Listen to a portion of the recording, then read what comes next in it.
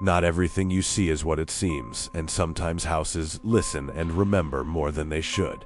Emma drove up the rutted road leading to her grandmother's old house, feeling a mix of excitement and unease. The building sat on a hill, surrounded by trees that whispered in the cold wind as if warning anyone who dared approach. The stone steps were covered in moss, and the old windows reflected the setting sun in a strange, flickering way. The door opened with a faint creak that sounded like the whispers of generations past. Inside, the air smelled of dust, old wood, and something she could not identify. And the silence was heavy, almost alive. Her footsteps echoed off the walls, which seemed taller and darker than any ordinary house. Every shadow moved as if it had a life of its own, and cold spots pierced through her, making her hair stand on end. When she stopped in the center of the living room, something inside her whispered that she was not alone. Emma hesitated before stepping further into the house, her fingers brushing against the peeling wallpaper as if the walls themselves were alive. She noticed a small, leather-bound journal lying on a dusty table in the corner, its pages yellowed and filled with handwriting that twisted and looped in strange patterns. As she opened it, a cold breeze swept through the room, even though every window was shut, and the pages fluttered as if trying to tell her something. The words seemed to pulse under her eyes, fragments of poems and warnings she could barely understand, speaking of the house remembering those who enter. A soft creak echoed from upstairs, and she froze, listening to the sound of footsteps that did not belong to her. She told herself it was just the house settling, just the old boards contracting, but her heart beat faster anyway. A faint whisper seemed to come from the hallway, almost like someone breathing her name, but when she turned, no one was there. The kitchen light flickered once, then steadied, leaving her with the sense that the shadows were moving with her, watching, waiting. Even as she tried to rationalize every sound, a chill settled deep in her chest. A warning she could not ignore. As Emma moved cautiously through the hallway, the air grew heavier, thick with a tension she could almost taste. Every creak of the floorboards under her feet seemed amplified, echoing through the empty rooms like footsteps following her every move. She noticed a picture frame hanging crookedly on the wall, a faded photograph of a family she didn't recognize, and when she reached out to straighten it, the glass felt icy cold, sending a shiver up her arm. Suddenly, the lights flickered violently, and she stumbled back as a low hum filled the room, vibrating through the walls and floor, almost like the house itself was breathing. Objects around her began to shift without explanation. A chair in the corner slid across the floor, and a book tumbled off the shelf with a force that made her jump. Her pulse quickened as the whispers grew louder, swirling around her in a language she could not understand, yet somehow felt familiar, like a half-remembered dream. She ran her fingers over the journal again, and for a brief moment, the ink seemed to move on the pages, forming shapes and symbols that disappeared the second she tried to focus. A mirror at the end of the hall fogged up, not from her breath, but from some unseen presence, and words formed slowly across the glass, spelling things she could not yet read. The temperature dropped sharply, frost forming along the edges of the windows, and Emma could see her own breath hanging in the air like smoke, mingling with shadows that seemed to twist and stretch toward her. She tried to calm herself, repeating that it was just her imagination, just the stress of moving into an old, empty house, but the pounding in her chest said otherwise. Upstairs, a door slammed shut, far too loud for the fragile house to produce on its own, and a chilling draft swept down the staircase, brushing against her legs like invisible fingers. The whispers coalesced into faint voices, murmuring secrets she could not comprehend, and one phrase repeated over and over, clear and sharp: "You are not alone." Emma's hand shook as she fumbled with the journal, trying to make sense of the symbols, the poems, and the half-written messages from the house's past. Then, without warning, the lights went out completely, plunging her into darkness so thick it felt like a living thing pressing against her skin. She could hear footsteps now, not distant, but circling her, sometimes behind, sometimes in front, always just out of reach, always closer than she dared believe. The temperature continued to fall, and frost spread across the floorboards, forming intricate patterns like veins running through the house itself.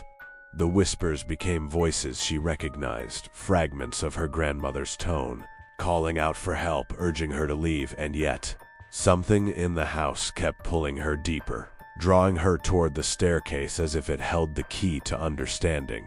She hesitated at the bottom step, heart hammering, and then saw it, a shadow moving across the wall, shapeless but undeniably there, stretching and contracting with a life of its own, as if watching, judging, and waiting for her next move. Every instinct screamed to run, but her curiosity and dread combined, pushing her upward toward the source of the presence, toward the mysteries the house was desperate to reveal. Emma climbed the stairs, each step stretching into an eternity, and the cold draft blew straight into her face, as if the house itself were breathing. The hallway walls seemed to pulse in the dim light, casting long shadows that moved independently of her. At the end of the corridor, a door led to the basement, once firmly locked, now ajar, as if someone or something was inviting her inside. Her heart pounded so hard that every breath seemed to echo through the house, and the air felt thick and almost suffocating. She pushed the door open cautiously, and in the darkness of the basement, she saw a flickering light that seemed to come from nowhere and everywhere at once. Old furniture, crates, and forgotten belongings covered the floor and on the walls. Strange symbols glowed faintly, pulsing like the heartbeat of the house itself. From the shadows emerged a figure, barely visible, its shape blurred and shifting, as if it were made of the very darkness around it. Emma stumbled back, every step echoing off the walls, while a voice in her head repeated her name louder and louder. The presence was not outwardly hostile, yet every movement it made filled her with terror, as if the house was showing her its secrets while trying to hold her there forever. The air smelled of old incense and damp earth mixed with something unrecognizable, something ancient and almost alive. The figure began to move slowly toward her, and the flickering light made the walls ripple and warp, as if reality itself were bending. Emma clutched the journal, and the symbols and poems on its pages began to glow with their own light, forming a path through the darkness that seemed to lead toward the heart of the house's mystery. Every step she took toward the figure was also a step deeper into her own fear, into a place where the line between reality and nightmare blurred.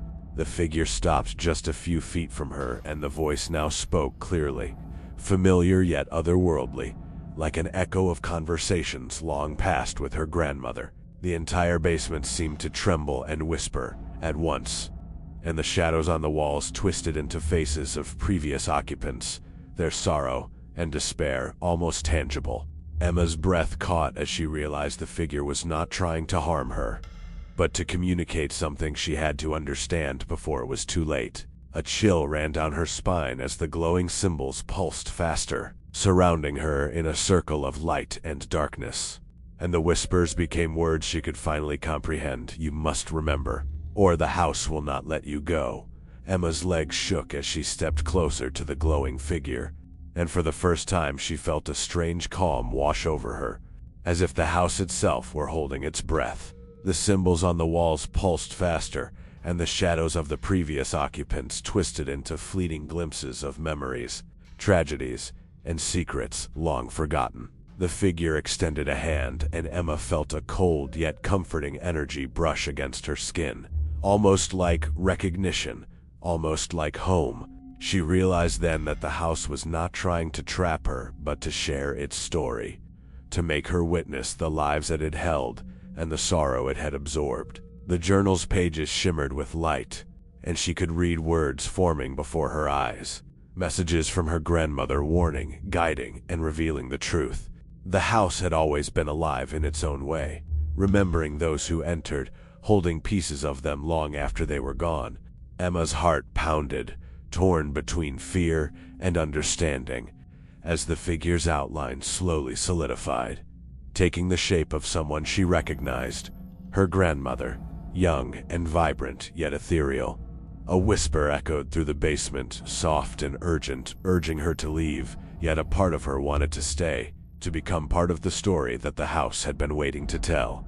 She stepped back toward the staircase, and the basement seemed to stretch endlessly, the shadows following her every move, but the glowing path of symbols guided her safely upward.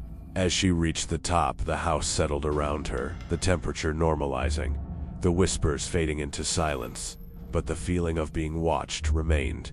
Emma looked back once, and for a fleeting moment, she swore she saw a shadow in the window, waving, smiling, before dissolving into the darkness. She stepped outside into the cold evening air, the weight of the house's memories pressing lightly on her shoulders, knowing she had glimpsed something no one else could. And just as she turned to leave, a faint whisper carried on the wind, soft but unmistakable, calling her name, reminding her that the house would never truly let her go. If you felt the chill running down your spine, you're not alone. This house has shared its story tonight, but there are many more waiting to be discovered. On this channel, we will continue to bring you strange, eerie, and unforgettable tales from the unknown, and each one is crafted to keep you on the edge of your seat. Let us know in the comments if you prefer longer, fully immersive stories like this one, or shorter, punchy tales that hit fast and hard. Your thoughts help shape the stories we share, and the more you engage, the deeper we can dive into the mysteries that lurk just beyond what we see.